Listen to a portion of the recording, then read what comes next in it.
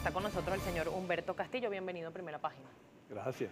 Aquí de nuevo con ustedes. Así es, varios temas. Bueno, hace segundos en esa misma silla estaba el representante electoral de la Mesa de la Unidad Democrática ante el CNE, precisamente Vicente Bello, haciendo una denuncia que va más o menos en el mismo tono de lo que dijo también ayer el rector principal Luis Emilio Rondón. Denuncian al Consejo Nacional Electoral de, entre otras cosas, coartar los derechos políticos y de violar además la ley de procesos electorales ante la no sustitución o al menos la habilitación, en este caso, del sistema de postulaciones para la sustitución de candidatos. ¿Cuál es su opinión?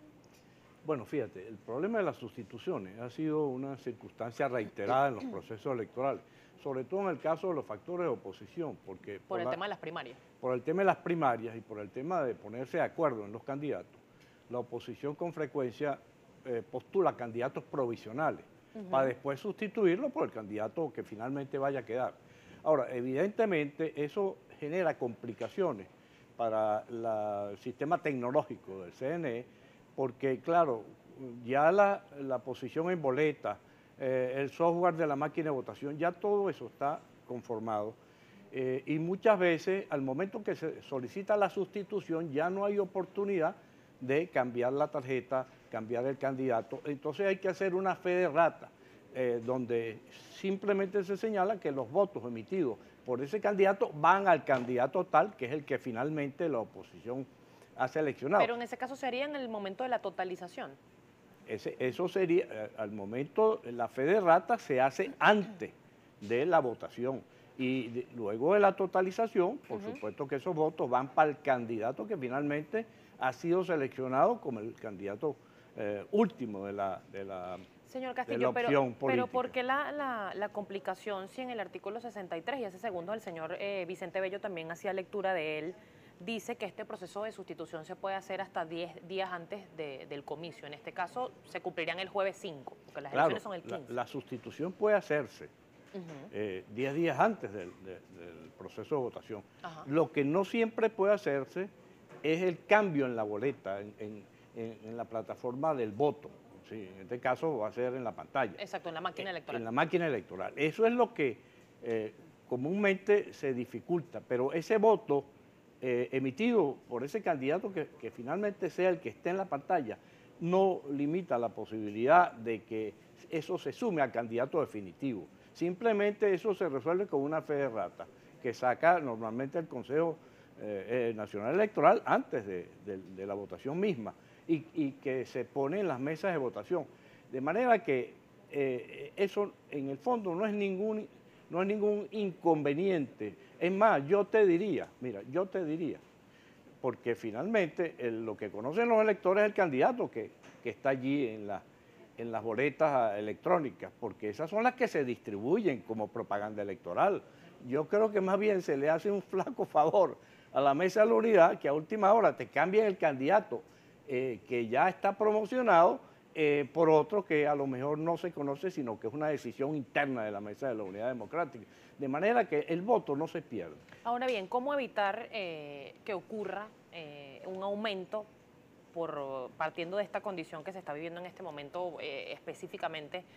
¿Cómo evitar el tema de los votos nulos? Era una de las denuncias de Luis Emilio Rondón. Se aseguraba que esta no sustituciones, que esta dificultad que se estaba presentando podía ocasionar más bien un alto porcentaje de votos nulos. ¿Cómo evitarlos entonces? Pero es que no entiendo por qué Luis Emilio Rondón señala eso, porque si no se logra la sustitución en la pantalla, pero queda establecido que el candidato es X, finalmente decidido por la MUT, los votos emitidos por ese candidato que está en la pantalla no se pierden, esos se suman al candidato que finalmente fue el que seleccionó la MUT. Por cualquiera de las tarjetas que estén allí. Por cualquiera de las tarjetas que estén allí, que se refiera al candidato que fue sustituido por el que aparece en la boleta electrónica.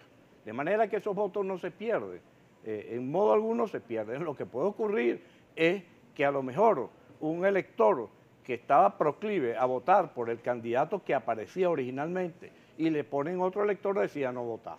Ahora bien, señor Castillo, ¿por qué, más allá de lo que usted comenta, que pudiese evitarse este inconveniente con una fe de rata, por qué si aún y cuando está en la ley se evita o se omite la posibilidad de discutir este tema. Se habla, el rector Luis Emilio Rondón asegura que es uno de los puntos de discusión del directorio, sin embargo, esto no se ha tratado, porque sí está en la ley y para evitar precisamente quizás la confusión en la gente no se abre este sistema de postulación. Mira, yo no te podría hablar sobre las discusiones internas en el seno del directorio del CNE porque las desconozco, pero en todo caso, fíjate, todavía tenemos oportunidad para que este problema se resuelva.